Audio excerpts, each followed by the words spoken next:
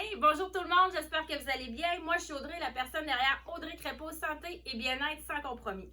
Pendant plusieurs années, j'ai été une allothérapeute en milieu hospitalier et combien de fois j'ai reçu des enfants qui étaient hyper congestionnés. Les parents auraient pu vraiment, s'ils auraient connu les outils que je vais vous présenter aujourd'hui, travailler en prévention puis éviter justement ces consultations inutiles-là, ces pertes de temps, puis justement de voir nos enfants malades comme ça, c'est jamais plaisant. Donc, ce que vous avez besoin, vous allez avoir besoin des nébules d'eau saline d'environ 5 cc. Bien, ça se présente toujours comme ça. Pourquoi qu'on ne va pas travailler avec les vaporisateurs qui normalement sont suggérés? Bien, c'est parce que on va pouvoir jouer avec la pression dans la nébule et aider à la décongestion.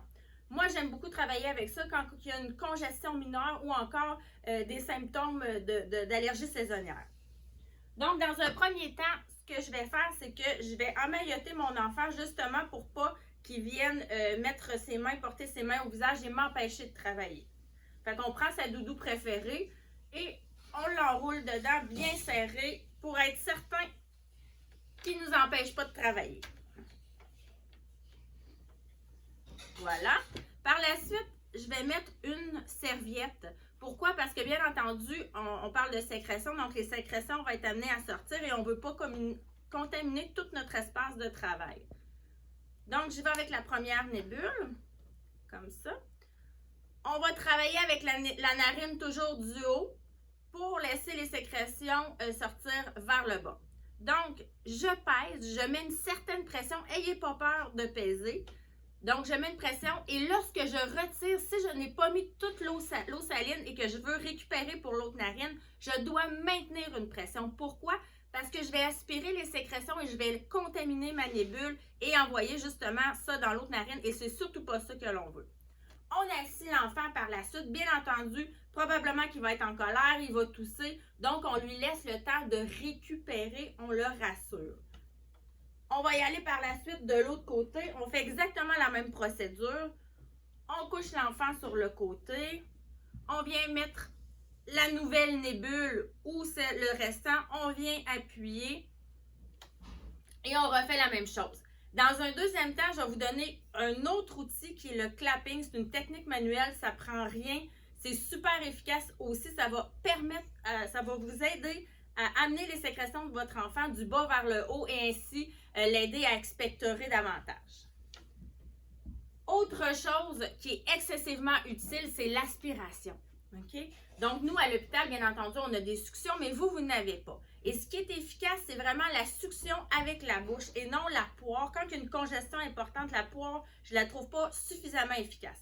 Donc, il y a un petit compartiment. Oui, je le sais, ça peut être un peu pas agréable pour l'adulte, mais vous allez vraiment aider votre enfant.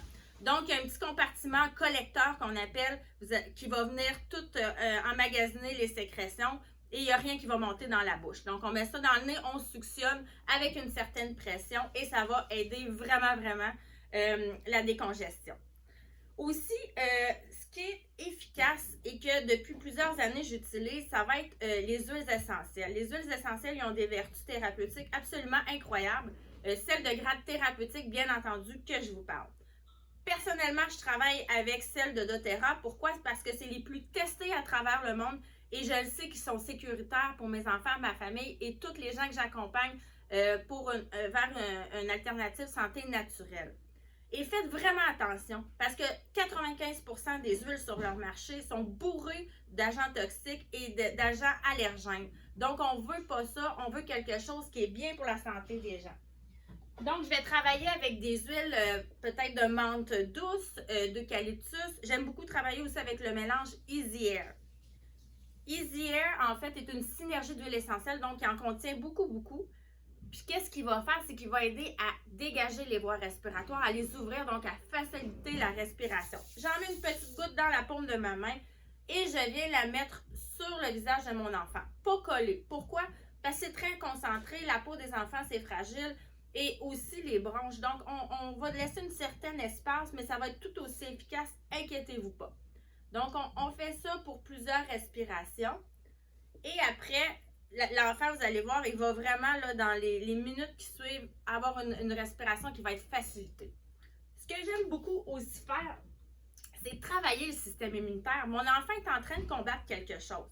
Donc, on va travailler avec des oranges ou encore une synergie que j'aime beaucoup, qui est On Guard, qui est vraiment faite pour travailler le système immunitaire. Donc, je mets une cuillère à soupe d'huile de coco, je vais mettre une goutte de On Guard et je vais venir masser la peau des pieds, donc le dessus des pieds. Pourquoi la peau est plus épaisse?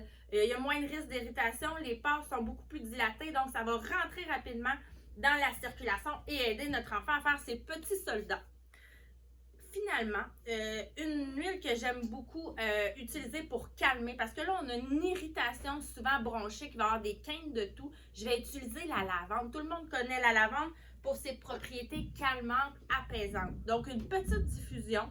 C'est bien important quand on a des enfants en bas âge de jamais laisser un enfant avec un diffuseur, la porte fermée. Il faut laisser, soit qu'on va placer le diffuseur, on va laisser rouler dans la chambre 30 minutes et le fermer quand l'enfant arrive, ou encore on va le faire dans une pièce qui va être à air ouverte.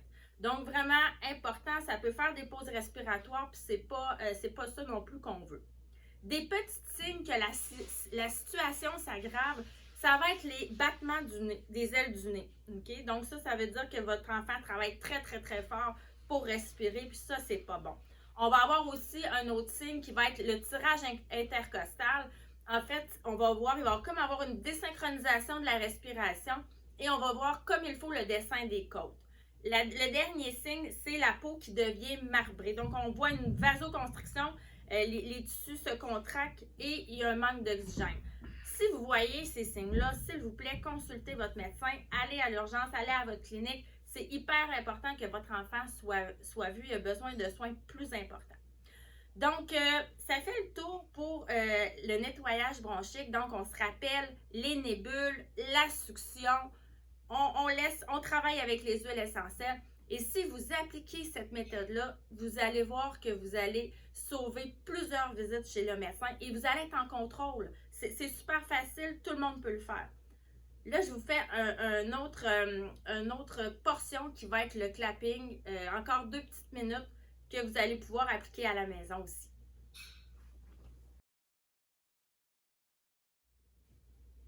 Maintenant, on est rendu à l'étape du clapping. Ce qu'on a besoin, en fait, c'est quelque chose pour surélever nos pieds et une serviette. Donc, on va placer nos pieds comme ça pour faire un angle environ de 30 degrés.